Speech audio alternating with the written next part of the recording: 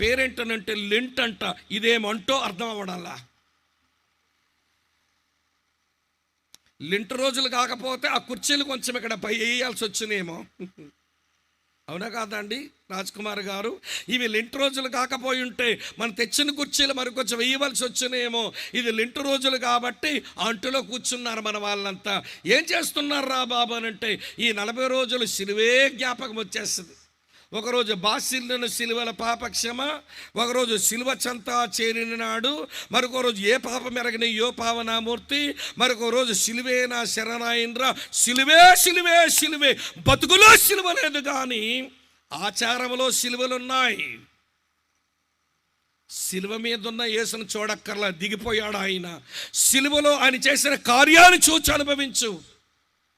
తొట్టిలో లేడు, సిలువ మీద లేడు, సిలువ కార్యం చేసి ముగించాడు. రోమీలు దించేశారు ఆయన్ని.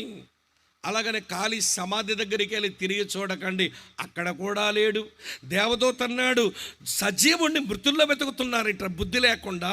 ఆయన లేచి ఉన్నాడు, మీకంటే ముందు గల్లేకి వెళ్ళిపోయాడు, వెళ్ళండి అన్నారు. మరి ఎక్కడున్నాడు యేసు? ఏ యేసును చూడాలి? ఏ యేసును చూడాలండి నేను?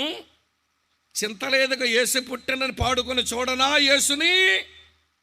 ఆహా మహాత్మా ఆశరణ్య అని పాడుకొని నేను సిలువలో ఉన్న యేసును చూడనా?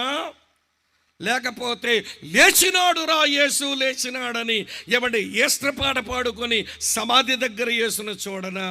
ఓరి పిచ్చి క్రైస్తవులారా, ఓ మాయిదారి క్రైస్తవులారా, అక్కడ లేడు, ఇక్కడ లేడు, అక్కడ లేడు, మహిమలో ఉన్నాడు. ఆయన చూడడం నీకు చేతనైతే నువ్వు ఎక్కడుండాలో అక్కడ ఉంటావు. నేను ఎక్కడుండాలో అక్కడ ఉంటాను. యోహాను ఎక్కడుండాలో అక్కడికే వచ్చాడు.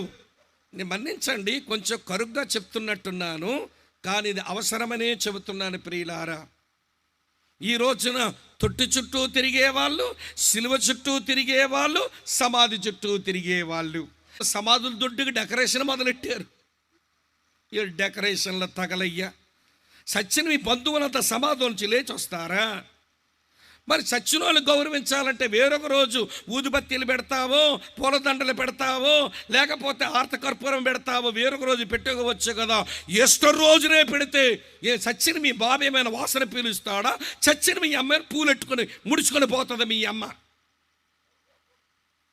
ఏం చేస్తారో మన వాళ్ళు. ఈ ఆచార క్రైస్తవ్యం, ఈ నామకార్థులు, వీరి వలనే సంఘానికి చీడపట్టింది.